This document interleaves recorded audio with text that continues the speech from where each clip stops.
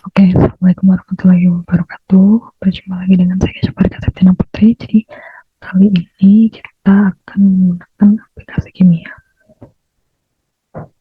Nah, pada kali ini kita akan menggunakan aplikasi Gmol. Jadi Gmol ini adalah penampil struktur molekul sumber terbuka dan gratis. Jadi aplikasi ini gratis. Kemudian ini berguna terutama di bidang kimia, biokimia yang berhubungan dengan struktur molekul. Jadi di sini tuh tidak bisa membuat struktur, hanya menampilkan struktur seperti itu ya, memvisualisasikan.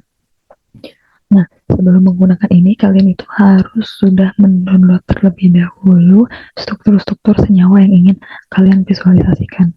Kalian bisa mendownload di Chems 3D Tube gitu. Nah, untuk aplikasi ini sendiri harus menggunakan Java sebelum digunakan. Oke, langsung saja. Jadi yang pertama itu ada menu file ya. Di sini ada beberapa, kita bisa membuka dari milik kita menggunakan URL, PDB, mol dan sebagainya. Kita bisa mengekspor juga. Nah, di sini ada konsol. Jadi kelemahan dari aplikasi ini tidak bisa langsung diklik teman-teman, tapi harus menggunakan konsol atau perintah terlebih dahulu gitu. Kita ke menu edit, di sini ada paste, ada copy image, kemudian bagian display, ada atom, ada membuat label, bisa zoom juga. Kemudian di sini ada menu view, ada font, top, bottom, dan lain sebagainya. Lalu kita ke tools, ada bagaimana vibrasinya, kemudian ada measurement, distance unit, dan lain sebagainya. Lalu ada plugin, macros, dan help. Jadi ketika kita ingin mengganti backgroundnya, itu kita bisa klik kanan, lalu kemudian color. Setelah itu kita pilih background. Nah, di sini ada beberapa pilihan warna yang bisa kalian gunakan. Saya akan menggunakan light gray. Nah, terus kemudian untuk mengekspor gitu ya, file yang ada di laptop kita ke sini, ke aplikasi Gmol ini, yaitu dengan mengklik sini. Di sini, nanti di sini sudah ada tampilannya. Jadi di sini kalian klik saja lokasinya itu ada di mana.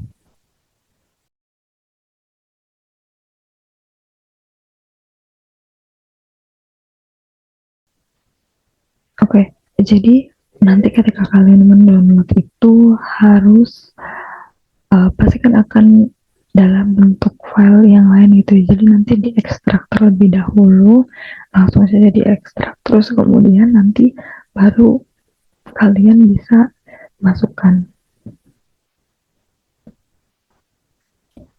Misalnya di sini saya ingin menggunakan ini XEF5. Langsung kita klik open. Nah, jadi di sini tuh langsung divisualisasikan bentuk tiga dimensinya itu seperti apa. Ketika misalnya kita klik ya di bagian label, nah misal itu tidak akan muncul teman-teman, karena kita harus memerintahkan dia dalam konsol seperti yang saya katakan tadi. Jadi kita klik konsol, baru kita ketikkan di sini. Jadi sebetulnya Gmail ini suruh ngapain gitu. Jadi harus diperintahkan di sini. Ketika dia mengklik tools yang ada di atas itu tidak bisa.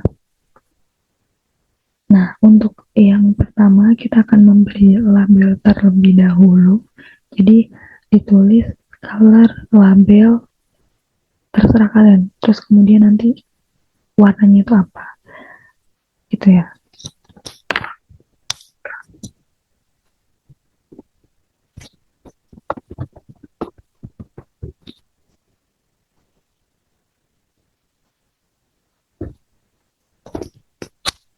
Jadi setelah ditulis itu wajib menggunakan titik koma, kemudian baru enter. Ketika kalian tidak menggunakan titik koma, maka dia akan error. Nah, jadi setelah kita color label black ini bisa dilihat ya. Jadi dia akan muncul di sini ada XE1. Jadi F-nya itu ada berapa gitu ya. Berarti di sini ada berapa nih? Ada jadi F ini tidak mengatakan bahwa F itu ada 6, tapi dia itu jumlah dari semuanya. Jadi X itu berarti nomor 1. Terus kemudian di sini ternyata F-nya F yang kedua, ketiga, keempat, kelima, dan keenam gitu ya. Bukan F-nya itu ada 6. Kita lanjut, kita akan mengubah ukuran ini kan terlalu kecil ya. Jadi saya pengen ukuran yang lebih besar. Jadi nanti kalian harus ketik font label ukurannya mau berapa. Misalnya akan ukuran sebesar 26.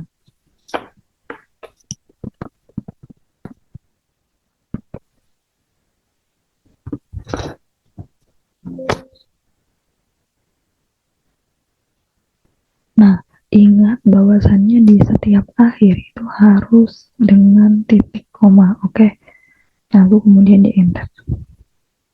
Nah, dia akan lebih besar ya daripada yang tadi.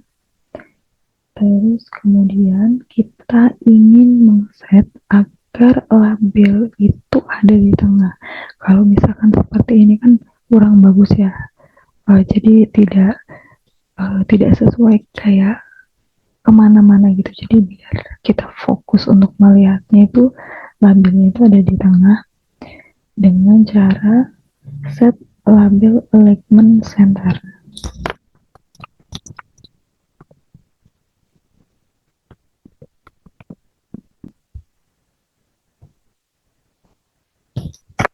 Dan bisa dilihat ya bahwasannya tadi kan ada di pinggir, sekarang sudah ada di tengah. Kan ini sudah enak ya untuk dilihat. Terus kemudian sebenarnya strukturnya dari ini apa? Jadi kalau misalkan kalian tahu bentuk molekul dan lain sebagainya itu masih ada polihedra, tetrahedra dan lain sebagainya. Kalian ingin mengetahui itu sebenarnya ini bentuknya apa? Jadi kita klik ya, kita tuliskan polihedra.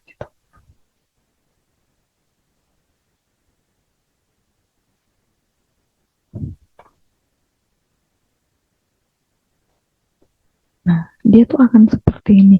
Oh, ternyata dia bentuknya piramida gitu. Terus kemudian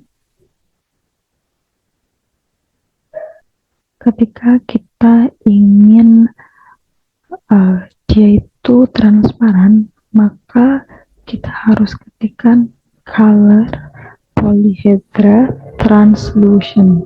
Jadi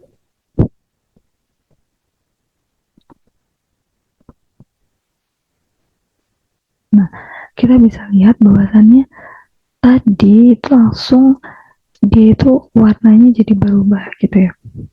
Jadi transparan. Nah, ketika kalian ingin mengganti warna ini itu bisa ya teman-teman.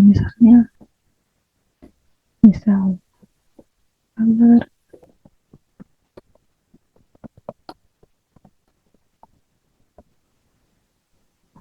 Nah, kita juga bisa misalnya kalian ingin hitam, berarti tapi dalam bentuk bahasa Inggris. Jadi hitam apa? Black. Ketika misalnya dia ingin light gray itu atau misalnya abu-abu cerah, kalian juga bisa ya teman-teman. Jadi nanti ketika misalnya abu-abu tua gitu, nanti di bagian setelah kata translucent itu harus digabung agar Jimwal ini paham bahwasannya itu adalah satu kesatuan. Ketika kalian dipisah, nanti dia mungkin uh, akan bingung gitu. Lalu kemudian saya misalnya ingin menebalkan. Nah, jadi untuk menebalkan itu namanya polyhedra edge. Oke teman-teman, kita lanjut ya. Jadi ternyata polyhedra ini harus dipisah. Jadi Polyhedra, enter, maaf, spasi. Nah, seperti ini ya teman-teman. Kita ketik 2, jangan lupa. Nah, jadi di sini ketika dia seperti kita katakan ternyata dia itu di garisnya itu langsung menebal. Kalian bisa lihat ya. Jadi polyhedra X ini untuk menebalkan garis-garis yang ada di sini. Nah, garis-garis yang ada di sini untuk apa gitu ya? Jadi untuk agar terlihat gitu. Tetapi mau kelebihannya juga terlihat ketika kita menggunakan yang tadi tanpa transparan, kita tidak bisa melihat atom itu dengan sempurna. Seperti ini kan kita jelas ya, jadi garisnya jelas, garis bagaimana tulisannya, bagaimana polyhedranya itu akan jelas, atomnya juga jelas, seperti itu. Untuk selanjutnya, kita akan mengset menjadi picometer. Jadi kita set terlebih dahulu, klik ketika set.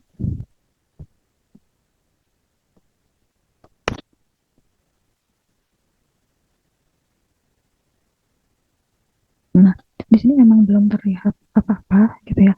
Nah, makanya kita harus lanjutkan. Maksudnya itu apa? Jadi kita ingin menghitung seperti itu panjang ikatan. Tapi sebelum kita menghitung panjang ikatan, kita harus men-set dalam picometer terlebih dahulu. Panjang ikatannya itu dalam picometer. Lalu kemudian kita ketikkan saja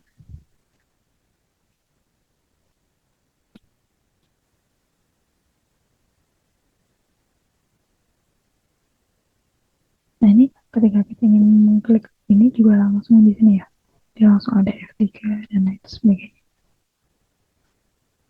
Tapi ini akan di sebelah sini. Sebentar. Jadi kita kembali ke sini ya. Ini kita klik terlebih dahulu satu-satu. Nah, jadi dia akan langsung itu. Tapi untuk mengetahui panjang ikatan dan memilih ada tulisannya gitu ya, itu harus diketikkan kalian mau F berapa misalnya. Oh, kita tuh mengetik ini agar kita tahu F2 itu letaknya ada di mana gitu.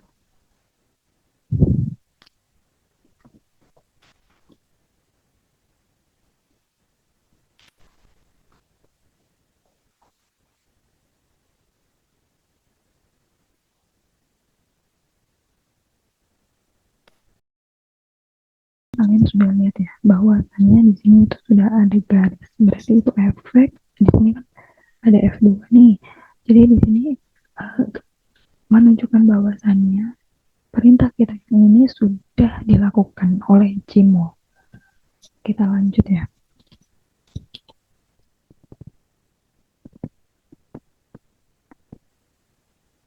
Ketika misalnya dia dengan 3 atom itu tuh bagaimana? Jadi di sini tuh sudah terlihat ya teman-teman. Untuk nilainya ada 87,9 derajat. Tadi kan sudah ada apa namanya? Dia itu sudah ada angkanya ya F berapa. Untuk menghilangkan itu nanti kalian klik yang tadi saya klik. Jadi di bagian tools, maaf di sini di display. Jadi di display ini kalian klik label, lalu kemudian kalian ke simbol. Jadi kalau kalian menggunakan name nanti dia F berapa gitu. Ini nanti kalian akan nambah dan sebagainya. Nah, ini tadi yang kita lakukan ya. Nanometer sebagai segala macam. Kita juga tadi sudah menggunakan ini. Nah, ini ada beberapa vibrasi. Oke. Itu saja yang dapat saya sampaikan. Saya mohon maaf apabila ada salah-salah kata. Nanti semoga ini bisa bermanfaat gitu ya untuk teman-teman semua, bermanfaat dan membantu tugas-tugas kalian. Sekian dari saya. Wassalamualaikum warahmatullahi wabarakatuh.